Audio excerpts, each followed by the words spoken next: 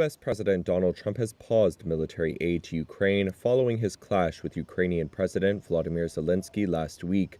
That's according to a White House official who, speaking on the condition of anonymity, said, quote, "President Trump has been clear that he is focused on peace. We need our partners to be committed to that goal as well. We are pausing and reviewing our aid to ensure that it is contributing to a solution."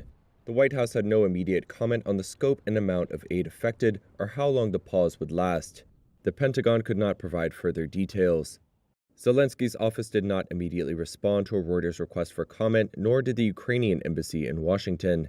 The move deepens the rift that is opened between the two one-time allies. It comes after Trump upended U.S. policy on Ukraine and Russia upon taking office in January and taking a friendlier approach to Moscow, and after an explosive confrontation with Zelensky in the White House on Friday, in which Trump criticized him for being insufficiently grateful for Washington's backing in the war with Russia. You got to be more thankful, because let me tell you, you don't have the cards. With us, you have the cards, but without us, you don't have any cards.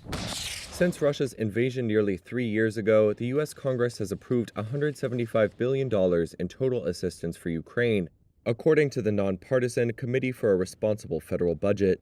The announced pause in military aid applies mainly to aid that has been previously approved but not yet dispersed. Trump has not approved any new aid since his term began. However, he suggested on Monday that a deal to open up Ukraine's minerals to U.S. investment could still be on the table. Mr. President, is the Ukraine minerals deal now dead, or can it be revived? What's your... Well, I'll let you know. We're making a speech. You probably heard about it tomorrow night, so I'll let you know tomorrow night. But no, I don't think so. The Trump administration views a minerals deal as America's way of earning back some of the aid given to Ukraine since Russia invaded 3 years ago. On Monday, Trump also described it as a great deal for us and suggested he'd give an update on the situation during a speech to a joint session of Congress set for Tuesday night. A car ploughed into a crowd in German city Mannheim on Monday, killing at least 2. The deadly incident overshadowed carnival celebrations in the region, where police had been on alert for attacks. Police spokesperson Stefan Wilhelm said several people were seriously injured. Police have detained the driver and said Congolese soldiers crowd into a chapel to stand trial for crimes including rape and murder allegedly committed as they fled a lightning rebel advance. Testimony during the court-martial proceedings have highlighted the dysfunction of an army hobbled by poor pay and corruption.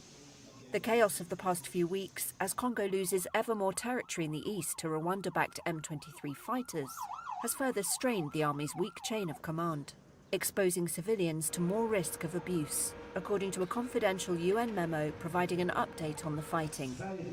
Military prosecutors pursued charges including theft, pillage, extortion and loss of war weapons at the trials in Muzienene last week and in the South Kivu provincial capital Bukavu earlier in February.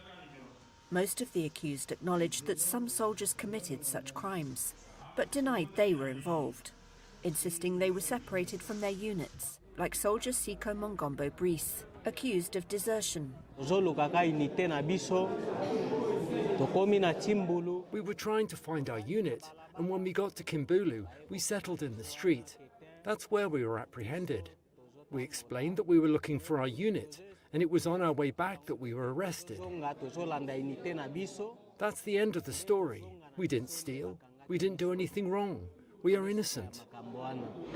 Testimony collected from quick-fire trials of more than 300 soldiers, interviews with 3 senior army officers, and a confidential UN memo seen by Reuters paint a grim picture.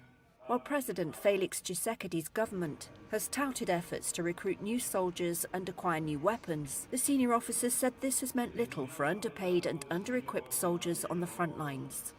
The trials have yielded death sentences for more than 260 soldiers. The Army's spokesperson for the Northern Front, Lieutenant Colonel Mak Hazuke, said the accused soldiers have, quote, dishonoured the Army and committed atrocities that could spur the population to aid the rebels' advance.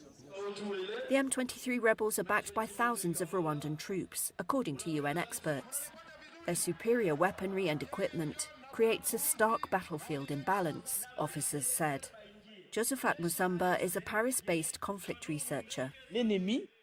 appuyé par le Rwanda. The enemy, supported by Rwanda, has burned the surveillance system and pinpointed their positions with precision. This has led to the loss of many commanders, among other consequences. That is the first issue. Des commandants et ainsi de suite.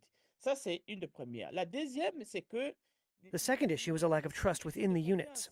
This distrust can be explained by the fact that some commanders who were deployed sometimes hesitate or refuse to fight, believing they have been betrayed or sold out. que certains des commandos qui étaient venus The third issue is that they see which way the wind is blowing. Rwanda denies providing arms and troops to M23. Tshisekedi has blamed military higher-ups for the poor performance, telling supporters the army had been betrayed from within. But his critics blame him for leaning heavily on regional forces and mercenaries, while incorporating militias who have proved difficult to control.